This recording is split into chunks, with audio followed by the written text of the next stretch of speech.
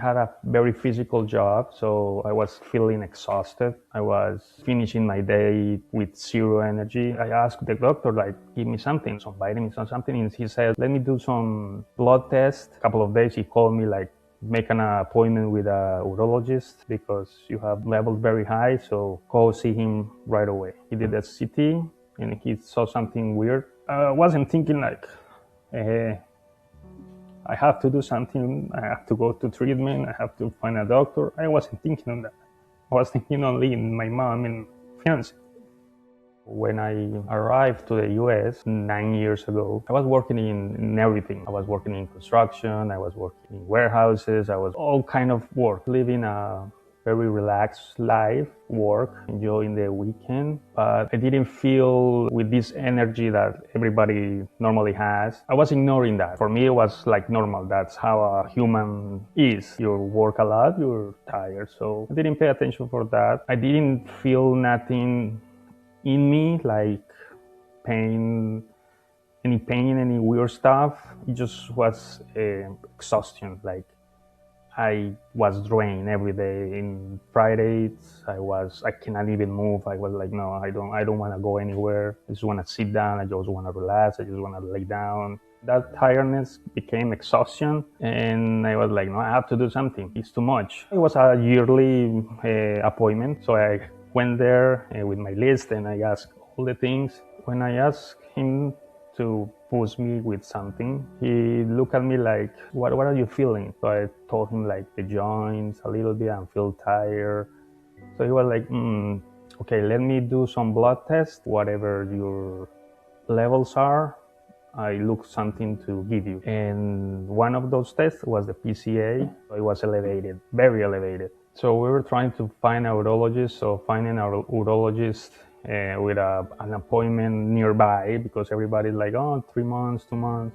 So it was difficult to find someone. So when we find someone, he did a traditional prostate exam that nobody wants to do. That is uncomfortable, but you have to do it. So that was the second thing. He did a CT and he did the prostate exam, and he told me, you are inflamed and you are irritated. From there, he was like a little bit worried, and he said like, we have to do a biopsy and look for a PET scan. The results start coming back, and they saw that it was spread. It was spread in the lymph nodes, in the bones. I have in my arm, in my back, in one of the ribs. It was very spread. So surgery is not an option. I never expected to receive that news in that moment. When he started talking to me, start telling me all these technical medical terms, and I was like blocked. Like I didn't understand in the beginning like what it was. He told me like the reality is a stage 4. He gave me the results, tried to find an oncologist and start to see what he is going to give you. And I was like blank. I didn't react in that moment. I was trying to read the letter, the results, didn't understand anything, and all technical medical terms. I was like, okay. I get out from the doctor's office and I sit down in my car and I wait, like trying to process everything, like what just happened. And I remember in that moment,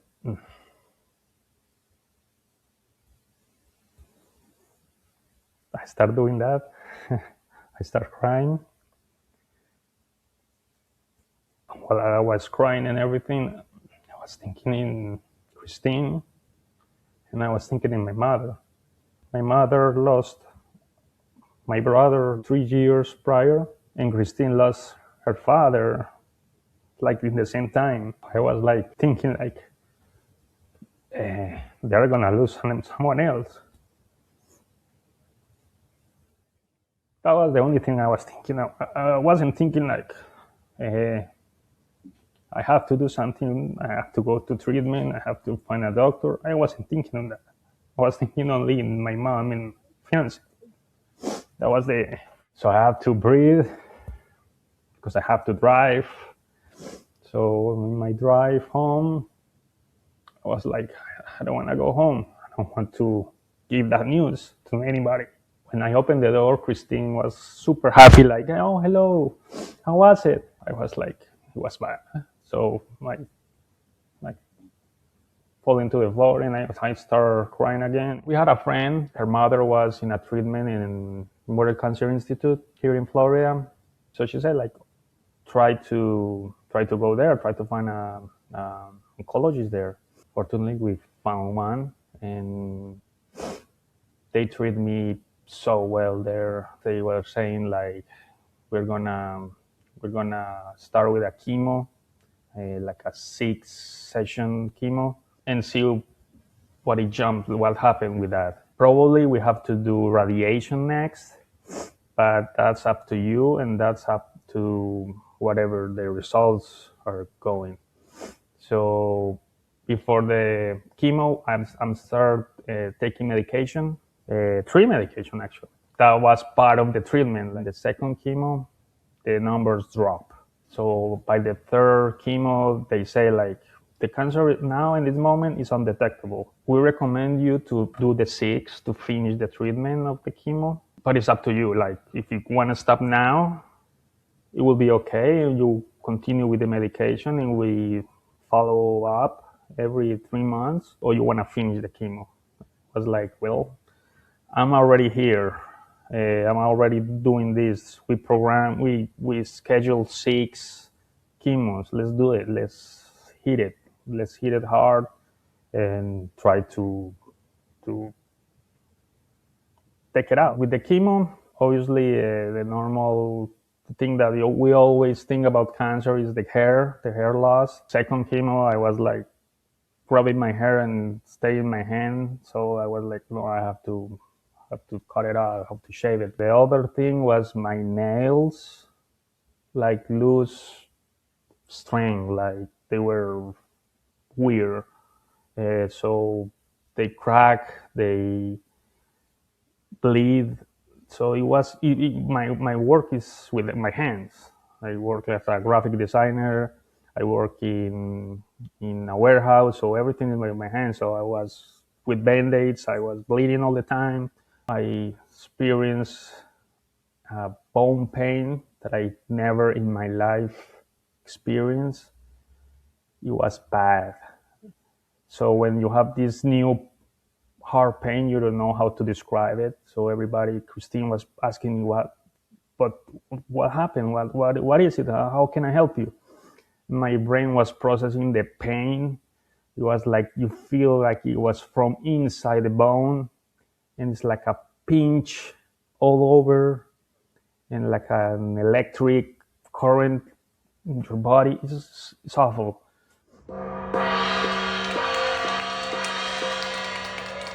The medicine that they gave me, that I have to take every day, probably the rest of my life, to control the cancer, it gives me hot flashes. So I have fans everywhere. That one eliminates the testosterone, like block everything. You don't feel the same. When you're a man, you have these animal thoughts that you don't have anymore.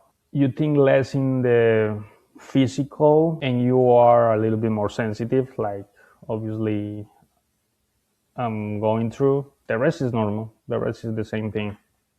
Like, doesn't make me less than a man, or very normal. I'm not the person like to share feelings, not to share how I'm feeling daily. I'm very close, very very quiet, very shy. But after this, I just have to express everything, like whatever pain I'm feeling, whatever emotion. I want to enjoy more life. Like, before, I was work, rest, and I was not doing something extraordinary with my life. Now I'm trying to leave my job that is paying in this moment my insurance and my treatment, but I create my own business. I'm a graphic designer, and I say, like, let's do this. With Christine, is helping me a lot, and we are doing things every time we can, adventures everywhere, going out. I love to take pictures, so if you see a photo of me, I always have my camera in my hand. So we're trying to enjoy those little things that they say, the cheesy thing to say, like enjoy the little things, but it's true. Like you really try to enjoy it. Before her, I was thinking if I had cancer and I never met her, I was like, I was probably already dead. Like I didn't have that hope of getting better, or like I was living a life very lonely. I was thinking in that time, like, I'm not afraid to die if I have to die. After the cancer and after meeting her, I'm not afraid to live now. So that change, and that's hope. I want to enjoy this life with her and with my family, and make happy my mom, and all these things that before I didn't think about it. I think sometimes you think you know everything, that you don't need help. I never went to a doctor, so listening to someone that loves me, to go to the doctor, it's not bad. Go do something, like start with that. And that saved my life.